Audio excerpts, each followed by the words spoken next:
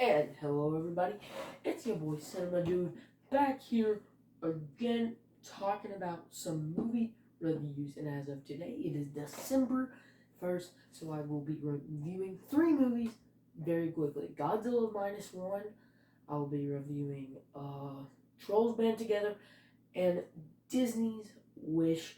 Now, as you can see here, I have been working on this setup for my videos for a while. In my first video ever, I say this will not be my regular setup, and here it is. I have on my little Christmas section over here, Godzilla right here because we're talking about it, Mandalorian just because I love it, Avatar, my Jurassic Park Barbasol can, this beauty, and I'm ready to start talking about Godzilla Minus One, which is what we're going to dive into first. Okay, so diving straight into Godzilla Minus One, this is the Godzilla movie that I really enjoy outside of the MonsterVerse. Now, this movie really puts the American MonsterVerse Godzilla films to shame with all it does. First one, I want to praise the visual effects and how well this Godzilla looks. I mean, the Godzilla in the MonsterVerse looks amazing, don't get me wrong, but this Godzilla just has a touch to it, which it's like magical to see, and it's very, very good. It's horrifying at times. Like every time that Godzilla shows up on screen, it is like you are just worried. And this movie honestly blew my expectations like away. Like I expected this to be okay, all right, just want to see some Godzilla action. No, this movie puts together a long, drawn-out story that is really well and really done amazing with the characters' conflict. Because this movie follows a kamikaze pilot whose basically his main mission is to sacrifice himself.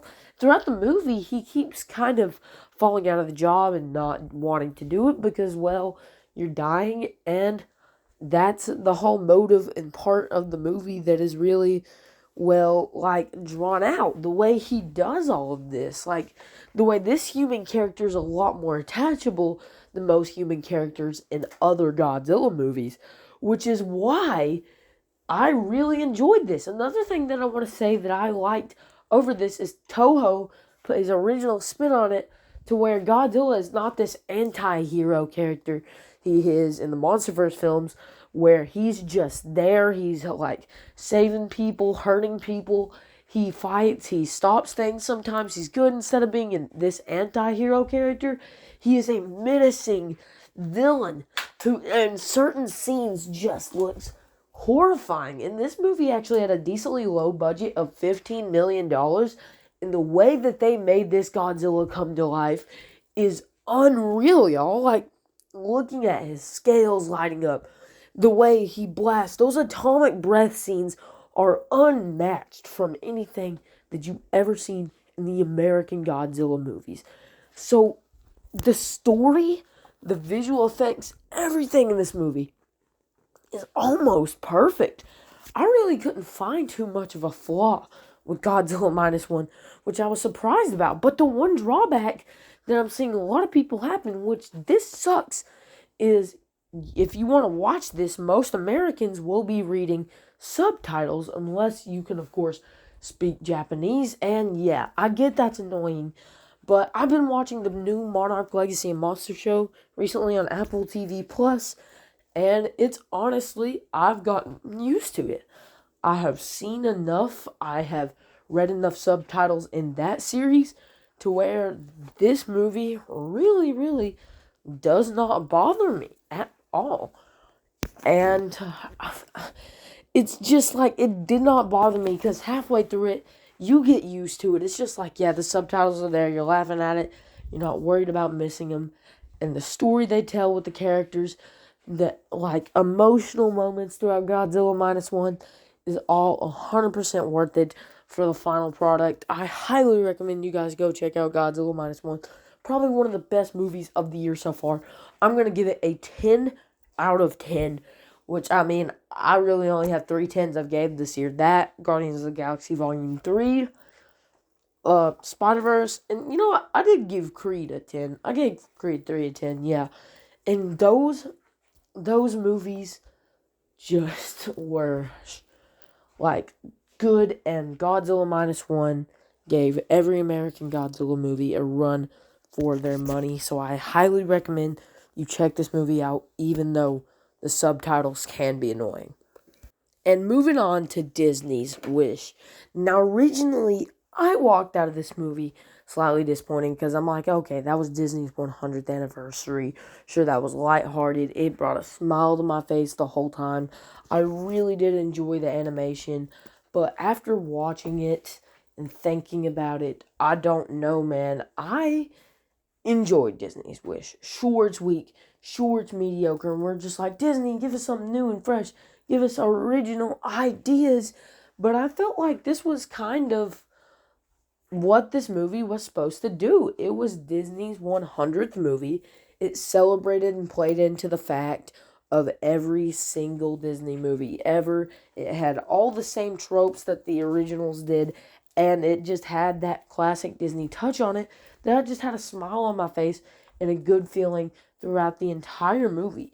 The songs were catchy, the animation worked at times, and I have to say, the plot and story itself, besides of certain tropes that represent other Disney movies, was very unique and original.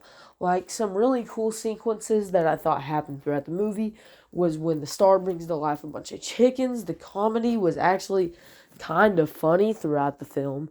There is like these crazy songs, like kids were getting hyped up when I was watching this, and there's a ton of cameos, Easter eggs, and references to other Disney movies because it is the 100th anniversary, of course, and I really loved what it did. The villain actually was kind of likable at first, but then later hateable when the movie started to go into the other part of it, like the side of our protagonist and why this villain is actually a villain who's kind of both. But I really, that is my biggest flaw, the way that he just immediately transitions from this caring magi to like this villain. That happened. And yeah, the classic Disney tropes, don't put your expectations too high, or else you probably will come out disappointed of this movie like I was. So I'm going to say a 6 out of 10, but if you're a younger kid, I'm going to give that like an 8 out of 10 because as a little kid, that's crazy. But a critical standpoint, being dead honest with you, Disney's Wish was just a mediocre, trope-filled movie, but I cannot lie to you, I did have a fun time watching the film. Alright, now moving on to Trolls Band Together. Now, I've got to be dead honest with you, I'm not a big fan of the first two Trolls films. I do think that second one had cool moments and really good stories, but it's an overbloated movie of where it's a DreamWorks film. DreamWorks most of the time puts out good productions, but I was never a big fan of Trolls. I just couldn't get behind the singing. There's not that many original songs, but Trolls 3, like, really didn't bother me. I really, really enjoyed what this movie had to offer, and I thought it was pretty good. The whole family thing that they were putting into this, the whole long lost sibling. I do feel like the villains of this film were actually decent. I love that they brought back some of the older characters. This took the things that the first and second movie had flawed and fixed them for me. It was still a Trolls film, so at the end of the day, I wasn't the biggest fan, but I still didn't think it was as bad. Once again, probably had something to do with all these little kids around me being happier, but I just wasn't. It's not amazing. It is definitely not DreamWorks' best. But I do have to say, this film does not bother me as much. Yeah, it's annoying that they still don't use as many original songs as they should. Like, some of the jokes land actually pretty funny, and other ones are just so try-hard, like, and geared towards the little kids, to where, like, 8-year-olds are probably going to quote these in their third grade class after they watch these movies. And, yeah, this is, like, the annoying, stupid humor that I'm not a big fan of, and it does kind of shit off the fart and poop jokes that the last two films had. But other than that, I pretty much enjoyed it a lot more than I did the last couple of. Once again, I feel like the animation crisped up just like it was for a second time. There's a scene where Branch is in a diaper, and that's one joke that I was like, why? I get this is geared towards kids, but come on. So I'm going to go ahead and rate Trolls Band Together a solid 5 out of 10 for me, but for a little kid, I'd go like 8. But I don't think it was as bad as what I was anticipating. So there's my review for Trolls Band Together, folks. My weekly or brand new. I just had to catch up on some movies that I haven't reviewed. That's why I included Wish and Trolls Band Together. But the ones I was most excited about was still freaking Godzilla. Like, what they did with that movie, y'all, was amazing. Gorgeous. Beautiful. And I really just don't know how to put it into words, how amazing that Godzilla film was. I'm gonna need a Funko Pop of Godzilla -1 on my shelf because, oh my god, guys. You were in for a treat for Godzilla -1. Out of all those 3 movies, check out Godzilla -1.